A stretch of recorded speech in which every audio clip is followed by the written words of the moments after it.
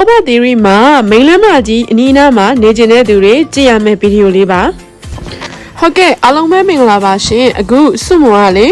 ဒီလိုမျိုးအိမ်အသစ်ဆက်ဆက်ကြီးကိုရှင်သိန်းပေါင်း6850တဲ့နဲ့ညနှိုင်းရောင်းချပေးမှာပဲဖြစ်ပါတယ်ရှင်ဒီမှာဆိုရင်ကားပါကင်ကလည်းကား3စီးစာလောက်ထိနေရာကျယ်ဝန်းပါတယ်အိမ်ရဲ့ဘယ်ဘက်အချမ်းမှာမျက်နှာစာမှာဆိုရင်ဥယျာဉ်လေးလည်းပါသေးတယ်ဒီရင်လေးကဆိုလို့ရှိရင်လူဝင်တကားလည်းတီးတန့်လေးဖောက်ပေးထားတယ်ဒီမှာဆိုလို့ရှိရင်လည်း plant box လေးကြည့်အောင်နော်လိပ်ပြာလေးတွေရောရေမြောင်းလဲပါပါတယ်ရှင်နိုင်ရမှာလည်း wall lamp လေးတွေထည့်ပေးထားပါတယ်အုတ်တိုင်းဒီဇိုင်းကလည်းလုံးဝခင်မီဒီဇိုင်းတကယ်ကိုလှလှပပတိဆောက်ပေးထားတာပဲဖြစ်ပါတယ်လုံခြုံရေးအတွက်တန်ဆူးကျိုး plate ကျိုးတွေလည်းပါတယ်အရင်မျက်နှာစာအပြည့် flower box ကလေးနဲ့ပေါ့နော်ကိုယ်ပိုင်ပန်းဥယျာဉ်လေးလို့ခံစားမဲ့နေရာလေးဖြစ်ပါတယ်ဒီရင်လေးဟာဆိုလို့ရှိရင်ပုပ္ပသီရိမျိုးဝနဒီပရက်ကွယ်ကဏမာနှစ်လမ်းပေါ်မှာတရှိနေတာဖြစ်ပြီးတော့ကြတော့ Grammy ပေါ့နော်မျက်နှာစာပေ60အနောက်ကိုပေ40ကျယ်ဝန်းနေတာဖြစ်ပြီးတော့မျက်နှာပွင့်ကျယ်တဲ့အိမ်လေးပဲဖြစ်ပါတယ်ရှင်မျက်နှာစာကျယ်ဝန်းတော့ပေါ့နော်အိမ်လေးကိုတတရရလှလှပပနဲ့တိဆောက်ပေးထားတာပဲဖြစ်ပါတယ်ဒါဆိုရင်စုမအိမ်လေးတွေကိုလိုက်ပြပေးပါမယ်ရှင်ဒီအိမ်အဝင်ဝမှာလဲနော်ဒီမှာထိုင်လို့ရတဲ့နေရာလေးထည့်ပေးထားပါတယ်ဒီမှာဆိုရင်အိမ်အဝင်ချောင်းတကားကိုလည်းတန်ပန်းနေနဲ့အသေးစိတ်အနုစိတ်အလှဆင်ပေးထားတာဖြစ်ပါတယ်ချောင်းဝင်းတကားကလည်းကြီးကြီးမားမားနဲ့ခန့်ခန့်ရှိလာပါတယ်ဒါကတော့အိမ်အဝင်ကားပါကင်ဖြစ်ပါတယ်ရှင်အိမ်ဝင်ထဲမှာကားပါကင်အကြီးတစ်စီးအသေးတစ်စီးလောက်တော့ထိုးလို့ရပါတယ်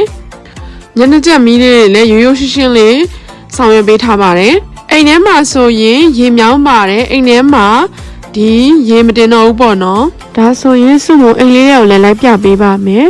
ဒါကတော့အိမ်ဝင်ပေါ်တီကိုသွားတဲ့အိမ်ရှိလမ်းလေးပါအိမ်ဝင်ပေါ်တီကိုမှာလည်း luxury ကြွေပြားတွေကိုခင်မိထားတွေ့ရမှာဖြစ်ပါတယ်ဒီမှာဆိုရင်လည်းကျွန်းတကားကြီးတွေကိုခိုင်ခိုင်မာမာတတ်တတ်ရရနဲ့အကောင်းစားကျွန်းတကားတွေထည့်ပေးထားဖြစ်ပါတယ်ရှင်ဒီအိမ်လေးတွေကိုဝင်လိုက်ပြီဆိုတာနဲ့အိမ်တအိမ်လုံးမှာကျွန်းပါကီအပြည့်ကိုမြင်တွေ့နိုင်ပါတယ်မျက်နှာချက်မီးဆိုင်တွေရောအခန်းမှာ decoration လုပ်ထားတဲ့ပစ္စည်းတွေကမှအစားတက်ရလှပနေတာကိုမြင်တွေ့နိုင်ပါတယ်ရှင်တအိမ်လုံးရဲ့ကျွန်းတိုင်တွေကိုလည်းတိုင်လုံးတွေကိုလည်းပေါ့နော်ကျွန်းတွေနဲ့ပတ်ပြီးတော့အလှဆင်ပေးထားတာဖြစ်ပါတယ်အကန်လေးမှာကတော့ဒီမှာ TV ထားဖို့နေရာပါတယ်ခပ်ပုတ်စင်လေးတွေလည်းပါတယ် decoration လုပ်လို့ရတဲ့စာအုပ်တွေအရုပ်လေးတွေထည့်လို့ရတယ်ဒီမှာနိုင်ရ decoration လေးတွေလည်းပါပါတယ်တကယ်ကိုခင်မီဒီဇိုင်းလေးနဲ့တသက်ရရရှိလာပါတယ်အိမ်အဝင်ညာဘက်မှာဆိုရင် partition လေးကန့်ထားတဲ့ဖျားခန်းရဲ့ floor level ကိုလည်းမြင့်ပေးထားတယ်ဒီမှာကျွန်းကွက်တွေနဲ့အလင်းရောင်ဝင်အားလည်းကောင်းတယ်တအိမ်လုံးကိုကျွန်းနဲ့အလှဆင်ပေးထားတာတွေ့ရပါတယ် partition လေးကန့်ပေးထားတော့ဖျားခန်းအသီးသန့်လေးဖြစ်နေတာပေါ့နော်တအိမ်လုံးမှာတိုင်တွေကမှအစားကျွန်းနေနဲ့ကုတ်ပြီးအလှဆင်ပေးထားတာဖြစ်ပါတယ်ရှင် master bedroom ကိုလိုက်ပြပေးမယ်နော်ဒီမှာဆိုရင်အခန်းတိုင်းရဲ့အဝင်တွေမှာအစားကျွန်းပေါင်တွေကုတ်ပေးထားတယ်ဒီမှာတုံးထားတဲ့ပါကေးတွေကလည်းလင်းလင်းရှင်းရှင်းနဲ့လှလှပပလေးတွေဖြစ်ပါတယ် safety တန်ပန်းတွေလည်းပါတယ်ပတင်းပေါက်တင်မှာလည်းကျွန်းပေါင်ခွက်တွေနဲ့ကုတ်ပေးထားတာကိုတွေ့ရမှာဖြစ်ပါတယ်ရှင် master bedroom ရဲ့တန့်စင်ခန်းနဲ့ရေချိုးခန်းကိုလည်းပြပေးပါမယ်ရှင်ရေချိုးခန်းလေးကလည်းတော်တော်ကျယ်ဝန်းပါတယ်ရှင်ဘိုးတိုင်းနေဘေးစင်တွေကလည်းပစ္စည်းကောင်းတွေသုံးပေးထားတာကိုတွေ့ရတယ်ဒီမှာကြွေပြားအပြည့်ကပ်ပေးထားတယ်ရှာဝါတွေဘတ်တက်တွေရေဘူးရေအေးဆက်တွေကမှအစားပေါ့နော် exhaust fan မှာမကျန် quality ကောင်းတဲ့ပစ္စည်းတွေကိုပဲသုံးပေးထားတာတွေ့ရပါတယ်ရှင်အိတ်ခန်းကလည်းတော်တော်လေးကိုကြကြဝန်းဝန်းရှိပါတယ်ဒါဆိုရင်စုမွန်နောက်ထပ်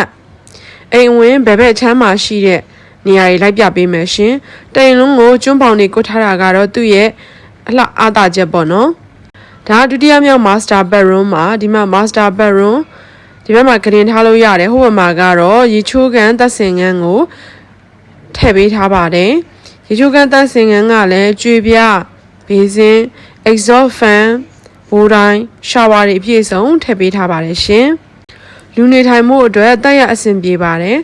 အခန်းတိုင်းမှာ ဒီကျွန်းပေါင်တွေကိုပေးထားပြီးတော့ safety တမန်တွေလည်းထည့်ပေးထားတာတွေ့ရပါတယ်ရှင်ဒီ night lamp လေးတွေရောပေါ့နော်မျက်နှာစက်တွေလည်းရိုးရိုးရှင်းရှင်းတိစောက်ပေးထားပါတယ်ရှင် socket ခလုတ်တွေလည်းအဆင်ပြေပါတယ်ဒါကတော့တတိယမြောက် master bedroom ပဲဖြစ်ပါတယ်ရှင်ဒီ master bedroom ကလည်း15ပေပတ်လည်လောက်ထိ15ပေ14ပေလောက်ထိတော့ကျန်ဝင်ပါတယ်ဒီမှာဆိုရင်လည်းကျွန်းပါကေးအပြည့်မျက်နှာကျက်တွေလည်းရှင်းရှင်းလင်းလင်းဖြစ်နေတာကိုတွေ့ရမှာဖြစ်ပါတယ်ရှင်စုဝင်ရဲ့လက်ကအင်္ဂလိပ်ကတော့ပွင့်နေရဘလော့ရိုက်တုံးကမသိလိုက်လို့ပါရှင်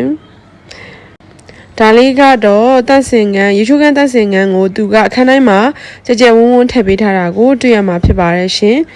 တကယ်ကိုပဲလူနေထိုင်လို့အဆင်ပြေတဲ့ master bedroom တွေပဲဖြစ်ပါတယ်ရှင်ဒီခန်းတွေကထွက်လာရင်တော့ဒီမှာ kitchen and dining room ကိုတွေ့ရမှာဖြစ်ပါတယ် slide shot တကားလည်းထည့်ပေးထားပါတယ်အခုလို slide တကားလေးနဲ့ဆိုတော့မိဖို့ကြောင်ကအနက်နေဧကန်းနေအခန်းနေမရောက်တော့ဘူးပေါ့နော်ဒီအိမ်လေးမှာဆိုရင် kitchen and dining room ကမှအစပေါ့နော်ထမင်းစားကမ်းမှာပါကျွန်းပေါင်လေးကုတ်ပေးထားတာဖြစ်ပါတယ်လေဝင်လေးထွက်အားလည်းကောင်းတယ်တော်တော်အခန်းကျယ်တယ်ဒီဘက်မှာကပါကေးဒီဘက်မှာကကျွေပြားပေါ့နော်ချက်ပြုတ်တဲ့နေရာမှာကျွေပြားထမင်းစားကုန်တွေထားတဲ့နေရာမှာကပါကေးဆိုပြီးတော့အကန့်ခွဲပြီးခင်းပေးထားပါတယ်ဒီမှာဆိုရင်ကောင်တာကလည်းအဆင်ပြေတယ် socket ပေါ့နော်ထမင်းချက်ဖို့ socket နေရာတွေလည်းပါတယ်ဒီမှာဗီယိုတွေလည်းအဆင်ပြေတယ်ပတင်းပေါက်ကလည်းကြကြဝန်းဝန်းရှိတဲ့အတွက်လေဝင်လေးထွက်အားကောင်းအောင်ဖန်တီးပေးထားတာကိုတွေ့ရမှာပဲဖြစ်ပါတယ်ရှင်ခပ်ပြီးနဲ့နေပေါ့နော်အပေါ်အောက်ထည့်ပေးထားတယ်ဒါကတော့နောက်ဖေးပေါ့နော်အများဆုံးရေချိုးခန်းအိမ်သားကိုထွက်တဲ့တကားလေးပဲဖြစ်ပါတယ်ရှင်နောက်ဖေးမှာဧည့်သည်လာရင်လည်းအဆင်ပြေတဲ့အများဆုံးရေချိုးခန်းအိမ်သားတည်တံ့ထည့်ပေးထားပါတယ်ရှင်စုမုံတို့ကတော့ပေါ့နော်ဒီအိမ်ရှင်မတွေဆိုတော့ကိုမီးဖို့ကြောင်မှာဒီလို slide တကားလေးနဲ့ကန့်ပေးထားတာကိုတကယ်ကိုနှစ်သက်သဘောကျမိပါတယ်ရှင်အညော်ကြီးလည်းမထွက်တော့ဘူးအိမ်မှာလည်းတက်တက်ရရဖြစ်တာပေါ့နော်ဒီလိုမျိုးပေါ့နော် luxury bike အပြည့်နဲ့ကျုံးပြည့်ပါကင်းအပြည့် safety တမန်တွေကမှအစအပြည့်အစုံတပ်ပေးထားတဲ့ဒီအိမ်လေးကိုရောင်းချပေးမဲ့ဈေးနှုန်းကတော့3850ညှိနှိုင်းနေပဲဖြစ်ပါတယ်ရှင်ဒီအိမ်လေးကိုစိတ်ဝင်စားတယ်ဆိုလို့ရှိရင်တော့စုမုံတို့ Golden Hill Property အိမ်ချမ်းမြေရဲ့ဖုန်းနံပါတ်3996644331 3995961596တို့ကိုဆက်သွယ်နိုင်ပါတယ်ရှင်